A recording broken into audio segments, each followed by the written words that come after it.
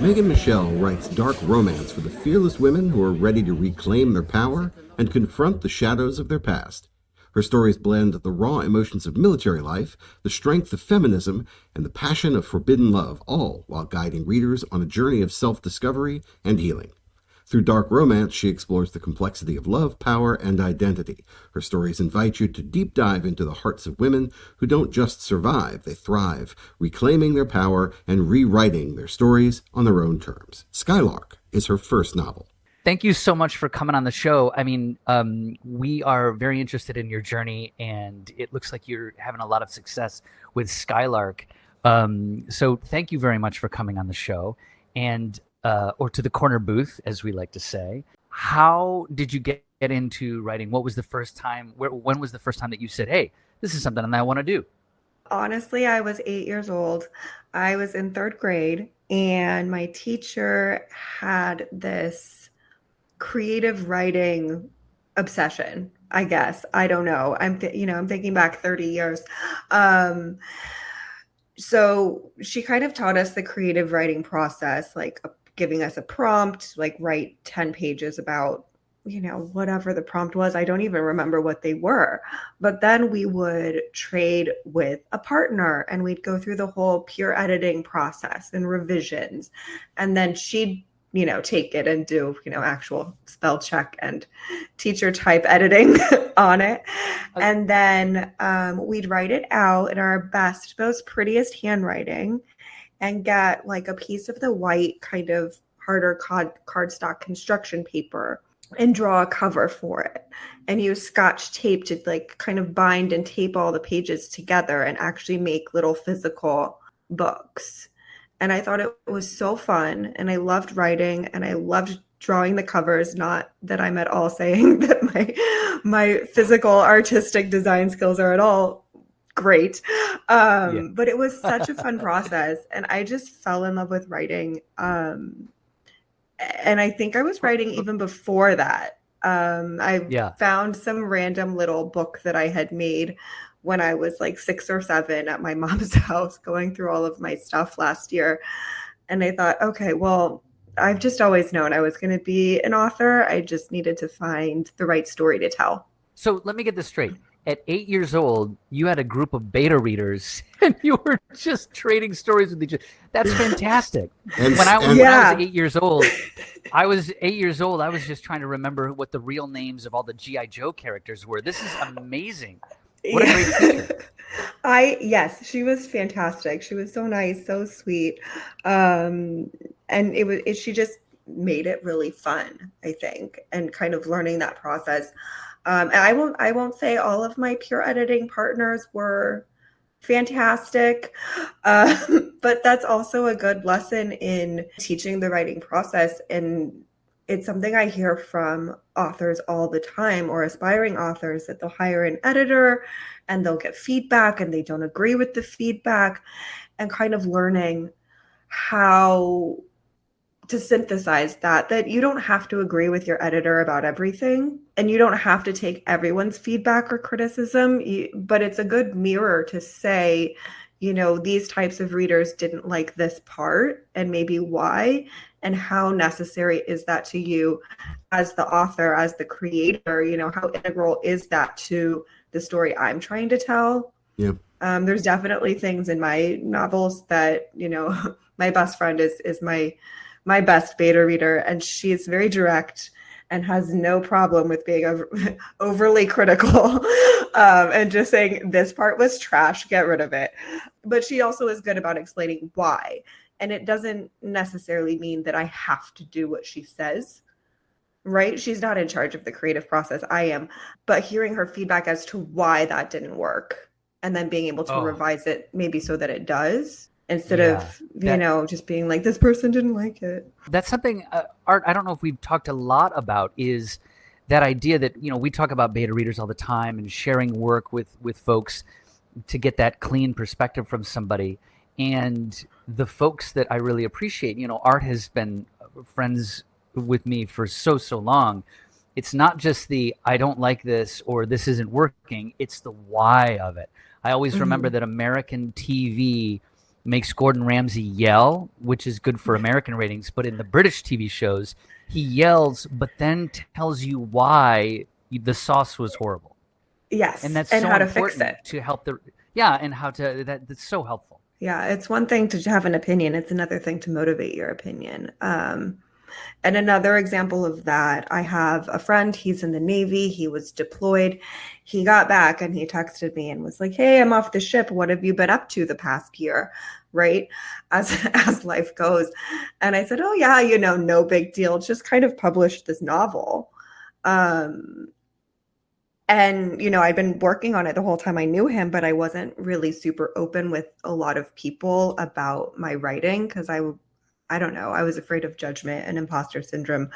I woke up the next morning to a bunch of text messages from him with very specific, and I guess we should probably tell before this becomes, oh, why is she telling this story aspect of this interview. So the novel is Skylark. It's about the first female Navy SEAL, and it's been classified by a lot of stores as dark romance due to the context of it mostly. So when my Navy friend is reading this book and giving me these pedantic details about Navy uniform code and promotional boards, and I'm like, honey, this is all great, but one, the book's published, and two, I don't know anyone who wants to read a chapter on how Navy promotional boards work. And let's remember, this is a world where I'm in charge, okay? So right. Now, Yeah. I think if Herbert Melville were writing that, there would be a whole chapter on, Yes. where the insignia should be, pinned onto the uniform, et cetera. Yes. And I've done research and I've got a lot of it right, but some of it's not entirely correct, apparently. But I'm okay with that. I've done some acting in my time, and I remember I had to play a hairstylist in a show once, and so I was taught how to make it look like you're doing hair on stage, like cutting hair, but the actual hair of it, the actual sort of, sometimes when you do the show that I was in, they actually hire people that have background in hair, and they're like, yeah, but why would I do it this way? And it's like, no, this is just for show. We're doing it for show. We have enough details to make it look right. But yeah, it almost seems like a Melville or a James Patterson. Isn't that the one that's just sort of like he deployed an M6 Morphon super giga bomb to the Exactly. Yeah. And I read a lot of military action adventure kind of books, and I'm like, this is great, but I don't know what any of these acronyms mean. Right. Well, Let me Google it. I might not be their target audience. I don't know, because I'm also always irritated that there's some gorgeous FBI agent, consultant person, expert that shows up and none of the guys hit on her. I'm like, I don't. Yeah. This just seems unrealistic to me. Yeah. This does bring up a really interesting vein of gold that we can talk about, which is really about suspension of disbelief. One time I wrote a short story and I didn't do the proper research, but of course it was early in the process and I wasn't intending on sending it out for publication. I sent it to a reader, just someone who I trusted, and I had referenced the wrong kind of aircraft. It was a World War II setting, but I had mentioned a B-52, which was, I think, came out in the 50s. So he focused on that and said that wouldn't have been there at all. It would have been a B-2. And I'm like, oh, okay, great, thanks. But then my mind would not allow me to be forgiven for messing up that one detail. And I don't know whether my reader thought, oh, well, this one detail has now killed the fictive dream for me. It's dropped me out of thinking that this person really knows what they're talking about. So now I suddenly am discounting everything that they're saying. And it almost submarined the entire story. So, and I'm not really saying everything has to be so meticulously researched at the outset that you don't have that. But certainly when it's time to go to publication, it does feel like there's that risk that if I have a detail that's just, let's say it's an historical story and it's completely inaccurate, that's the kind of thing that audiences go, wait a minute, and that can completely pull them out of that continuous fictive dream. So I'm assuming that in your book, that's not why people are coming to read your book, right? They're really coming to get a different experience. What is that experience that they're coming to get? That's an excellent question. So the main character, Rachel Riker, her kind of entire life purpose, her goal is to dismantle the patriarchy and liberate women from global subjugation. And when I'm talking to other women about this book, and I use that as kind of my hook or my tagline for it, immediately their credit cards are pulled out and they're like, how do I buy this? Men, on the other hand, are kind of scratching their heads saying, wait, what? So Men are probably searching for the TV over your right shoulder. Yeah, they're like, oh, that's great. That's great. Exactly. So I think it's kind of offering a world where you can see a strong woman in a male-dominated field where, she's the team leader, she's the boss, she's the one making the decisions, and she's leading in, I don't want to call it a more feminine way, but maybe a more emotionally intelligent way. But at the same time, she has so much trauma that she's just unhinged and feral. To borrow from Taylor Swift, female rage the musical is what's happening here. She's got her own moral code, and she's definitely a morally gray character where, she's got her list of reasons of why it's acceptable to kill someone, and it doesn't necessarily match with kind of mainstream thoughts and values, which definitely I think makes readers think a bit. She's, against organized religion. She's not against, religion or spirituality or anything per se. And she, outlines her points as to why that is, without judging other people for what they're believing.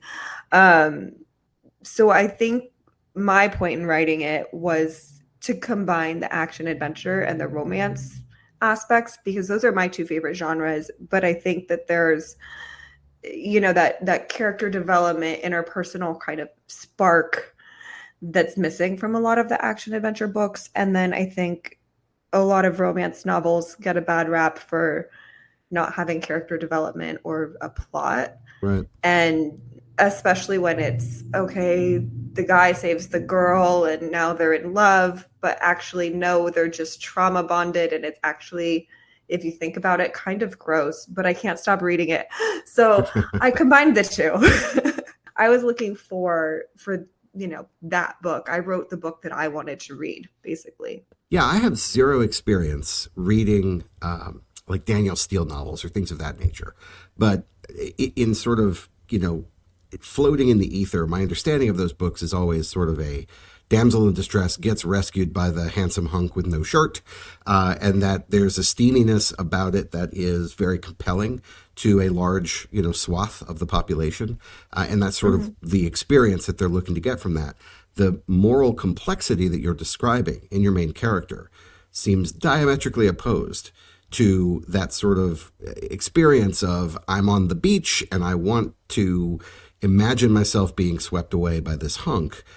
Tell us a little bit about that tension and like how much are you leaning in one direction or the other? Your book's been described as dark romance. Like tell me how this works, because that seems like a tightrope to walk. It's a really complex question. I didn't know it was dark romance until I went to my first book signing, and the store owner said, "Oh, I'm going to put you right here in the dark romance category." And I said, "Okay, how do you define dark romance?" And she said, based on the context. Basically, if anything requires a trigger warning for someone's mental health, it goes in dark romance. Oh, wow. Okay. And just that sounds like all of my relationships. Exactly. I mean, it's just reality. It's reality, really. Yeah. But given that the context of the book is war, there's a lot going on that could be triggering to people. For this book, I did not write a specific trigger warning list because I think given the context, anything that would be triggering is fairly obvious. For the second book in the series, there's a list because there's some things that happen in the plot that are, not evident that they're going to happen. So I think a lot of dark romance. Again, it's the guy saving the girl, and it's, the mafia boss or the morally gray billionaire or who the assassin or whoever it is. And the idea is, he'll kill people and burn the world to the ground, but he'll never hurt her. And I think that's something that a lot of women are kind of currently looking for, more of that protector instinct. That a lot of women, we have the career, we have the family, we're doing it all. And then we've gotten into relationships where we're also kind of, raising our partner in a lot of ways of, they can't find their keys and they don't know how the dishwasher works. And, oh, wait, I didn't sort the laundry. What do I do? So they're looking for more of, I hate calling it like an alpha male kind of thing, because that's, you don't want someone just bossing you around for no reason, but someone that you can trust and that you're safe with. I think that's the draw of it. And I kind of accidentally flipped that on its head, where my female main character, Rachel, is kind of the one ready to burn the world to the ground. Not that her love interest, Christopher, doesn't have her back, because, the second she's in trouble, he's on top of it. He's got her back 100%. But it's showing more of an equal partner dynamic than I think a lot of romance novels tend to. So there's an IP that I'm aware of that I didn't watch, but it's a show called Homeland, and it has a strong female lead who is deeply flawed. Does your main character have any of that flavor, where it's clearly someone who is troubled and kind of working through their own trauma in a very unhealthy way, and we sort of watch that spin out? Yes. I love the show Homeland. I definitely watched all the seasons of that. Oh, great. Yes, I love that show. So I would say the main character in that, if I recall correctly, she's actually like diagnosed as bipolar. And goes on a very paranoid downward spiral. So Rachel is traumatized. She's always saying, I don't have PTSD. I don't have PTSD. But that's just because she doesn't have enough symptoms to meet the diagnostic criteria, which in clinical psychology is a really complicated thing. Like you definitely have the symptoms, you just don't have enough symptoms. So technically she doesn't have PTSD. So what you're saying is she needs to try harder, just like, come on, let's go. Yeah, but she definitely uses it kind of to her advantage, because a main component of PTSD is something called hypervigilance, where you're just kind of on high alert all the time. And I've talked to a lot of military veterans, and, there's a very fine line between that being a disorder and being something that you're taught to do as situational awareness. So, that you're aware of your surroundings and you don't get killed. It's kind of part of the job. So it becomes an issue of, we have this, neutral behavior of situational awareness, but at what point is it useful and functional and helpful to the individual, and at what point is it not? And it becomes, dysfunctional. Exactly. And harmful. The disorder part of it would be, it's preventing me from functioning in the world. But if I've been conditioned to always be on high alert, then I'm going to have high stress and whatnot, but I'm probably going to anticipate problems and be able to solve them, faster than someone else. That's not necessarily a disorder. No, I totally get it. Yeah, but I would say Rachel does not have healthy coping strategies. She drinks a lot. She's promiscuous. She's coping with things in ways that are socially acceptable, but not healthy. Well, let me get my credit card. I like what I'm hearing about the story, the fact that you've got a complicated and nuanced main character. For me, when I heard dark romance, that became kind of a door closer for me, because I don't read romance novels. So, but I'm assuming that the decision, and it was your publisher who made that recommendation, or who actually kind of slapped No, that it was label on it? it was a bookstore owner when I went to my very first book signing. Okay. She told me she was putting my book in the dark romance category. And I was like, I've been asking people for months, but is this dark romance? Is it regular romance? Is it action adventure? We just don't know. The Military Writers Society of America put me in the literary fiction category. Yeah. I just don't know. It's one of those things that doesn't fit inside the box. So basically, if you like action adventure and you don't mind romance, you'll probably like it. And if you like romance and you don't mind action adventure, you'll probably like it. Yeah, and it sounds like it was Kind a of business 50-50. decision, business decision for them more than a writing decision for you at the outset. That's really interesting. Exactly. So it's just one of those things that, depending on who I'm talking to about it, I kind of present it differently. Like at book signings, I've definitely had, there's always a few women who drag their husband with them to the book signing, right? And I'll describe the book and they'll look at their husband and say, honey, that sounds like something you'd like. And then I just say, hey, all of my guy friends in the Navy really like it. So and they're like, okay for you to read it. They're like, oh, you mean this book has guns? All right, it does have guns. There's guns, there's knives, So there's violence. So, I mean, here's another question. If you had used a pen name that could be interpreted as male, do you think that you would have a different audience? Same book, same words, different name. Do you think you'd have a different audience?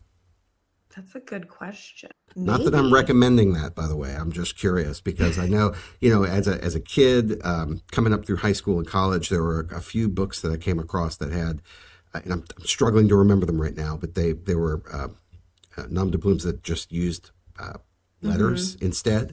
And you just assume that was male because everybody else they made you read was male. So you're like, all right, it's another guy. And then you find out it's a woman and it completely changes the way that you read that book. That's an excellent point. And when I was in academia, I definitely published with my initials. Yeah, I might, because I know so many men who watched Homeland and who there's another show on Amazon called Lioness. I know there was at least one season that's similar. So maybe I think it comes down to definitely, we live in a patriarchal society. There's definitely gender plays into things. And for some reason, men prefer to read men and women prefer to read women. I think we just relate to things differently. I don't know. So that's an excellent point. I might have a different audience. Yeah, and look, I have to say this out loud. I am not making that recommendation, right? I was just sort of thinking out loud, like, gosh, I wonder. I'm gonna be thinking about this. This is the kind of weird philosophical debates that my brain is like. I'm gonna be thinking about this for a month now.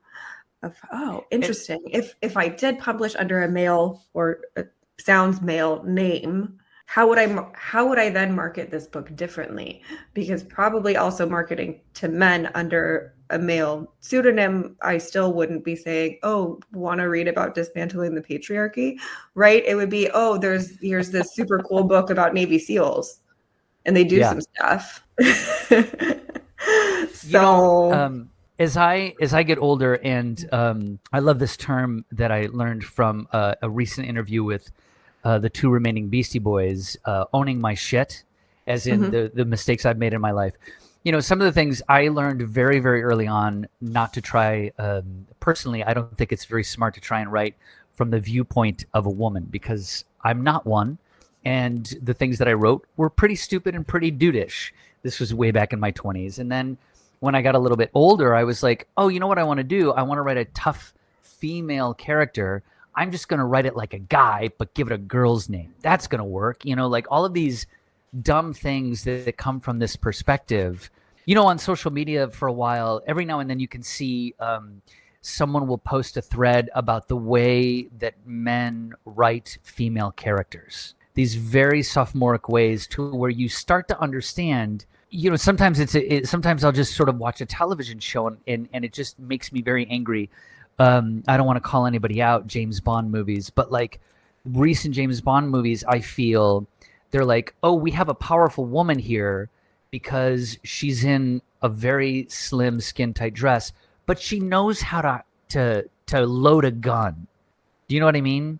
So sometimes it feels like it's still coming from a male perspective, and it sort of is like, ugh. So is there a pro and a con to it where, I promise this is all making sense, if I can just get the question out.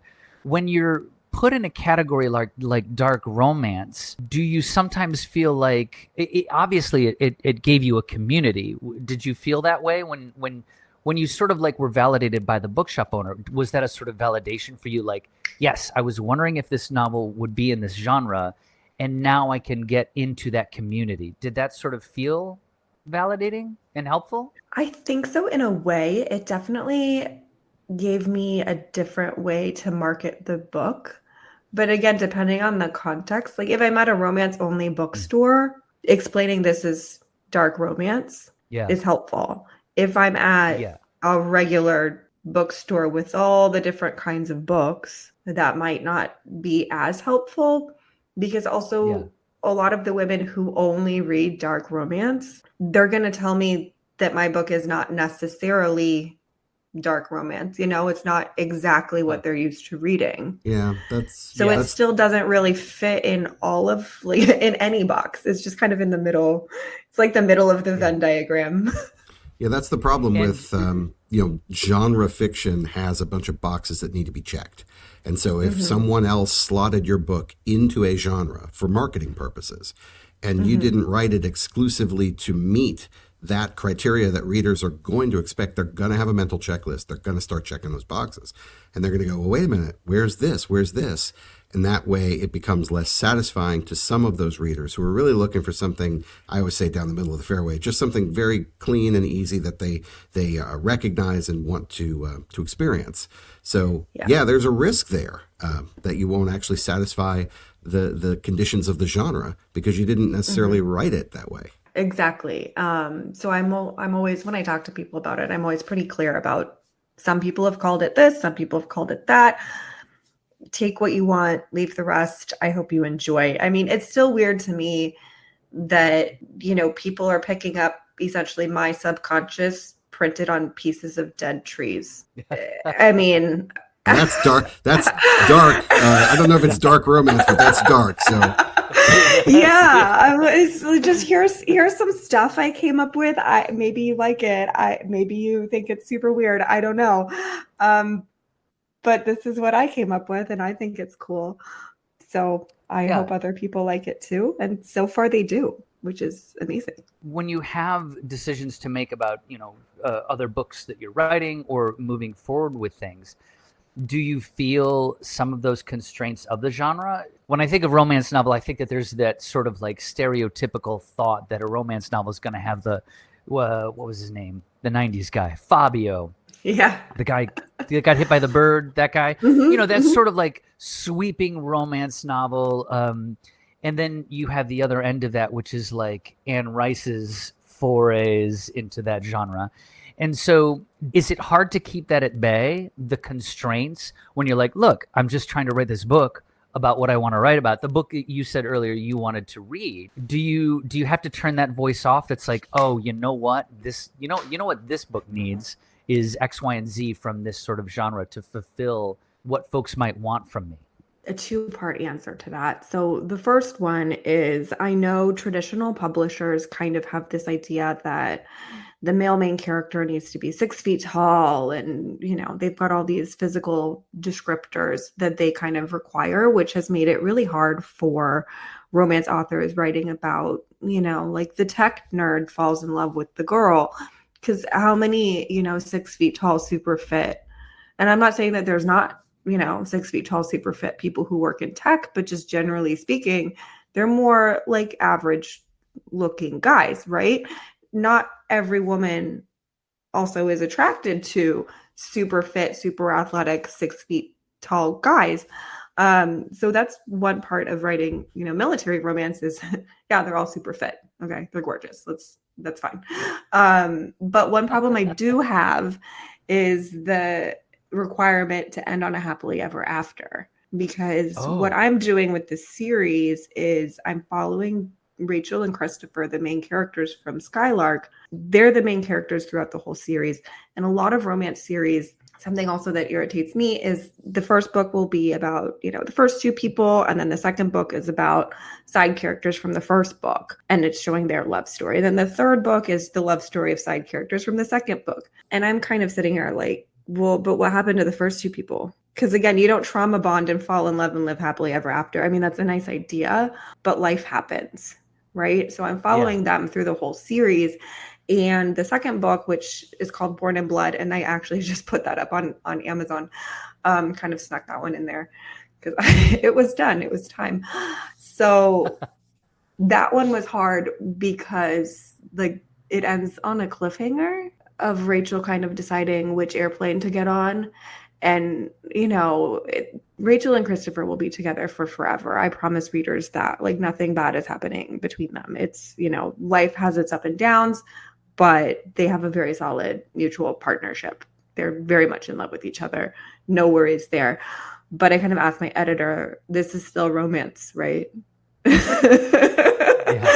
I going to get away with this? But since it's, the second book in a series, we decided it was fine. But that's not ticking that, happily ever after or happy for now romance requirement technically.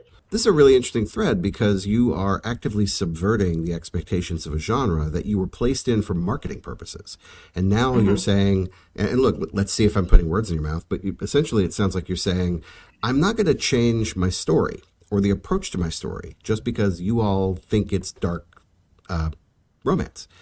I'm going to write what makes sense for these characters, and then I'm going to circle back and go, still romance? Winky kitty face? And basically figure out if what you want to write is still going to fit that genre. Is that accurate? Yes, I would say so. I mean, I wrote the story without even really thinking about any of these kind of business decisions. Oh, that's great.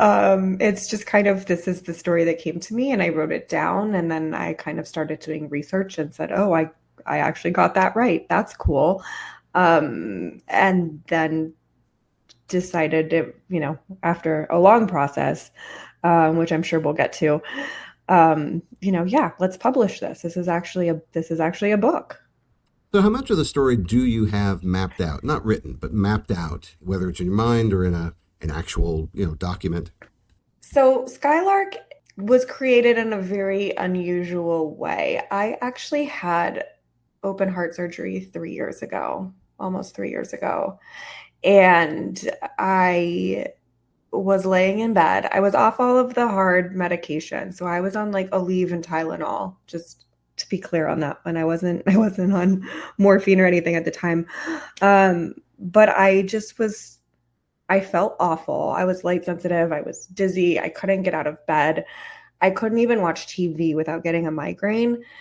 So I just laid in bed kind of in the dark and dreamt up this story. Honestly, it just kind of popped into my head, and that's what kept me entertained for several weeks until I kind of got the idea of, well, this might actually be something. This is actually really good. And I grabbed my phone, I turned the brightness down all the way, and just kind of started typing in the Google Docs app.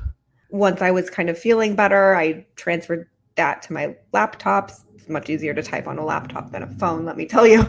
And kind of kept developing the story, just adding more and more things of Rachel and Christopher's lives and where is this going and what are they doing. And then I did an online conference for writers and aspiring writers and connected with a lot of people through that, and met an editor who is now my editor. And, I sent it to her. I sent her the first draft and said, I don't know if it's any good. If it's not, please tell me.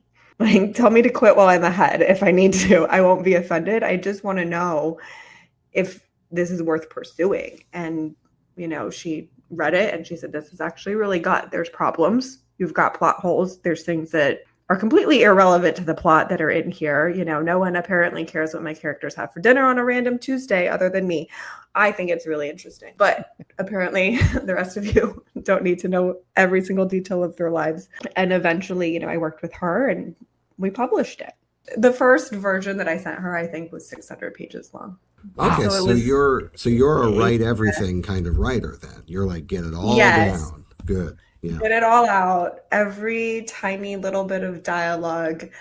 And then, she reads it and says, this is not relevant to the plot. It's entertaining. It's not relevant to the plot. And no one wants to buy a 600-page book from a debut author. Yeah. Sorry to Well, tell you. yeah, that's So, true.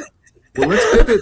Let's pivot to process if we could. So it sounds like you do have sure. an editor. Is this a person that you have hired to be your editor? Tell us about that relationship. Yes. So I met her through this online conference, the Women in Publishing Summit, and they have a Facebook group. So I just had posted in the Facebook group kind of, hey, I think I wrote a book. What do I do with it? What are next steps? How do I know anything about publishing? I have no idea what I'm doing.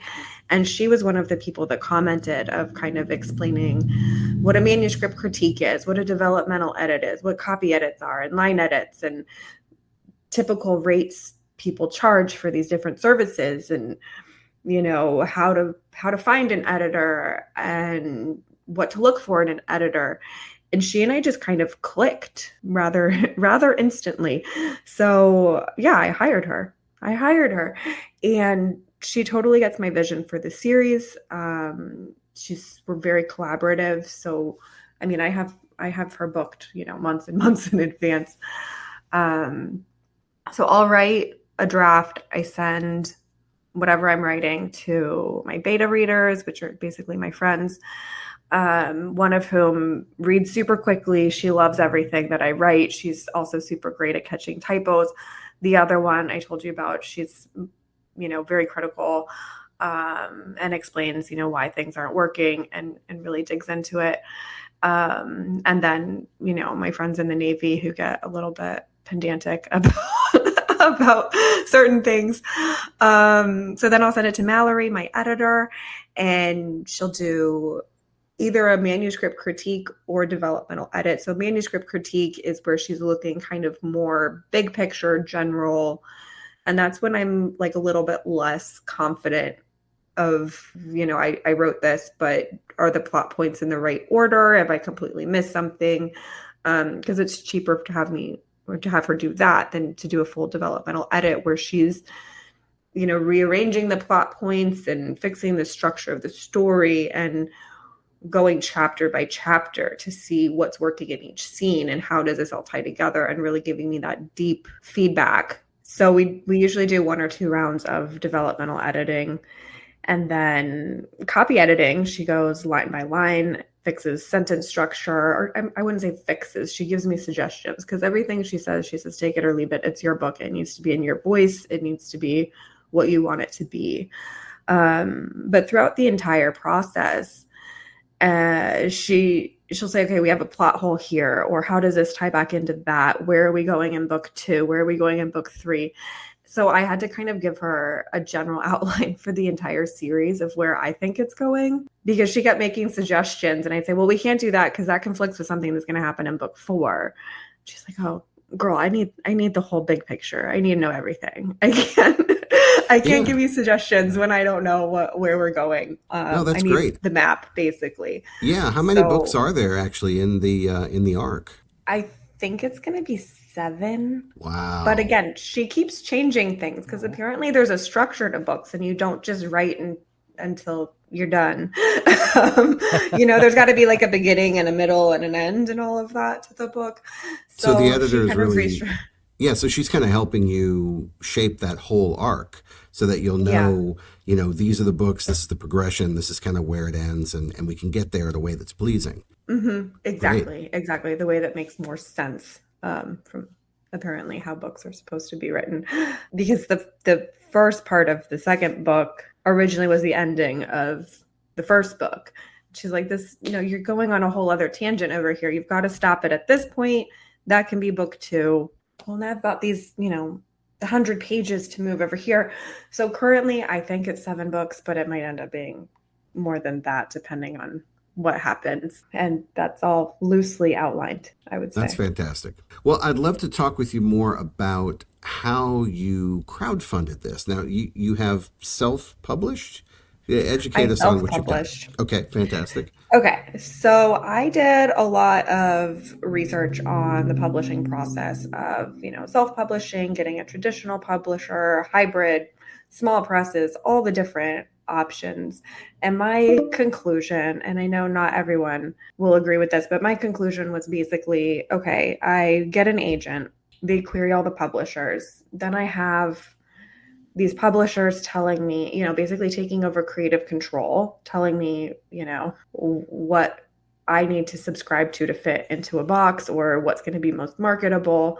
So I'm losing my creative control, and these people are taking a bunch of my royalties, and I still have to do all the social media marketing because it's more effective when it comes from the author because it's more authentic. I don't really enjoy social media marketing. So if I'm going to give somebody a bunch of my money, I want to also not have to do the thing I don't want to do. But that's not the case. So I decided to just kind of figure it all out on my own. I started an LLC because I spoke with my accountant and a bunch of other experts, and they all said, look, like if you get sued, you're personally liable. Go start an LLC.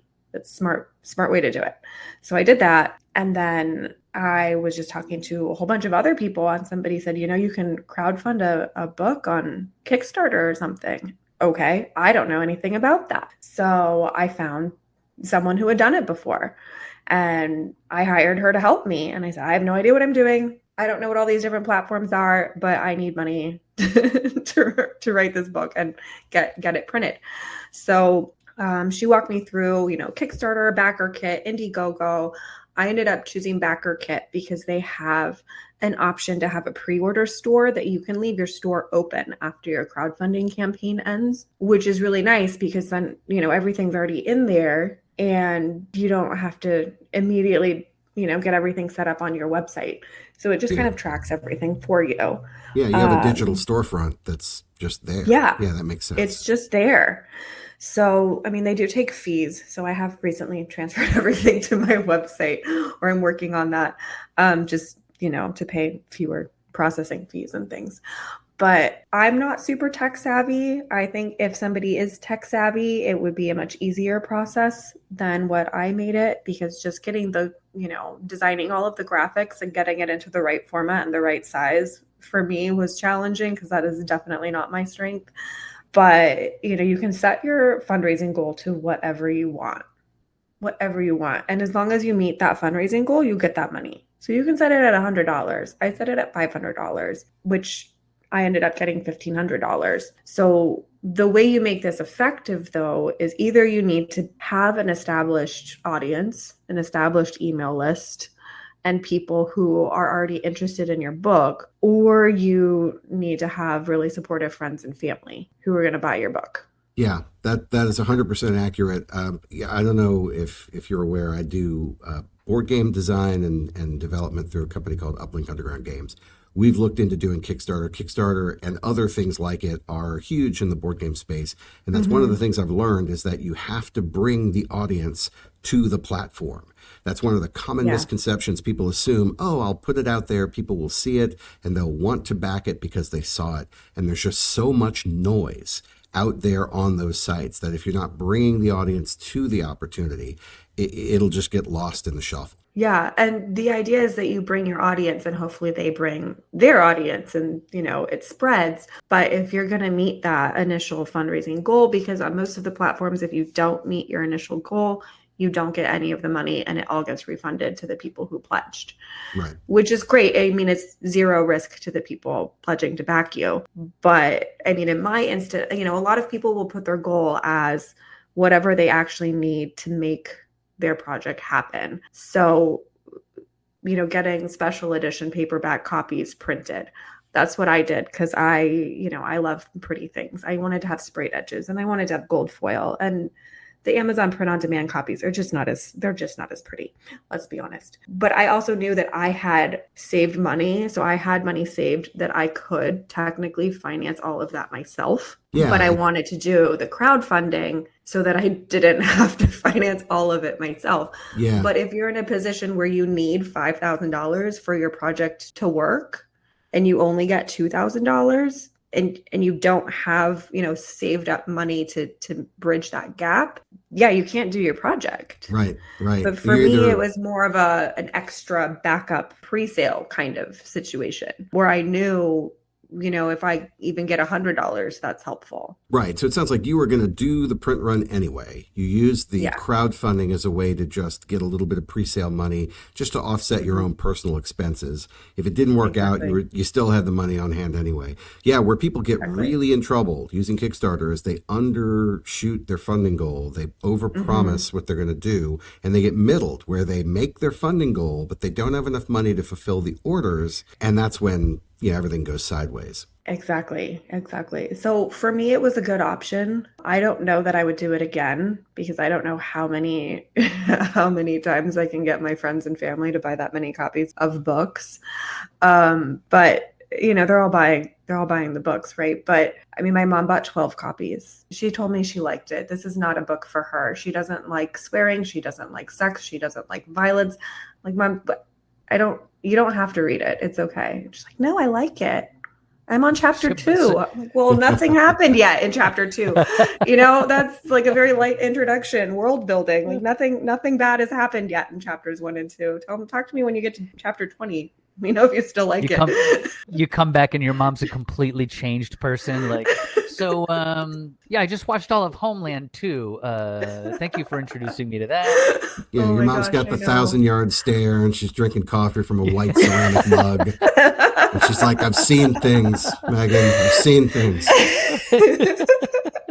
Exactly. So, I mean, we'll see what happens. I don't know. My dad bought 5 copies. I'm like, I don't know that he needs to read it either. But he's just giving it out to all of his friends. I don't even know that he's going to read it. My stepmom is reading it. I don't know how much my dad's going to actually read it. But he likes bragging that his daughter's an author. He can't tell anyone what the book's about.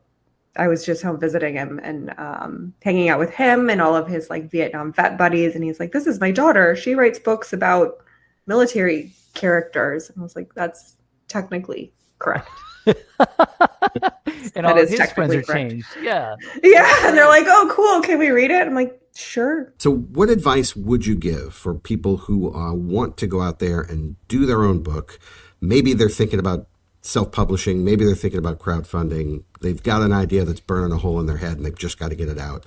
Like, what are the top 1 or 2 things that you would tell those folks to go make that dream happen? I would say, first of all, write the book by whatever means necessary. I have a full-time 9-to-5 job. I do this after hours, sometimes between meetings.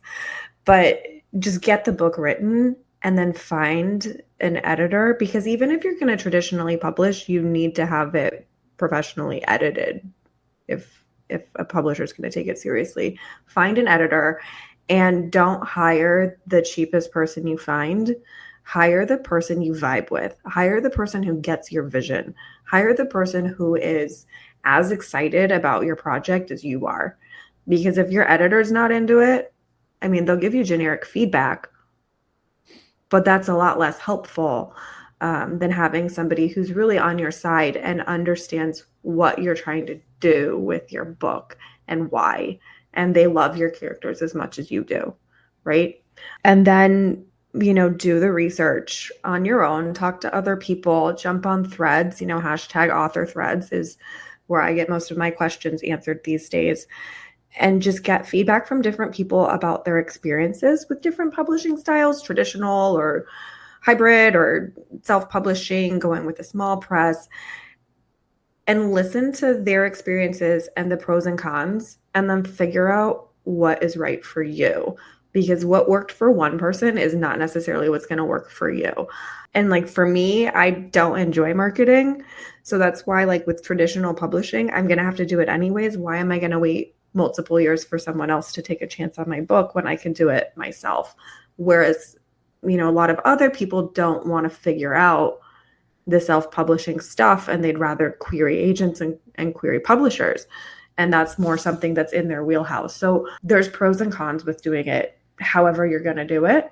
You just need to figure out which kind of pros or which cons are non-negotiables for you and what's going to work best for you and your unique situation, because we're all figuring this out. And there's not a right or wrong way, I would say, to publish a book.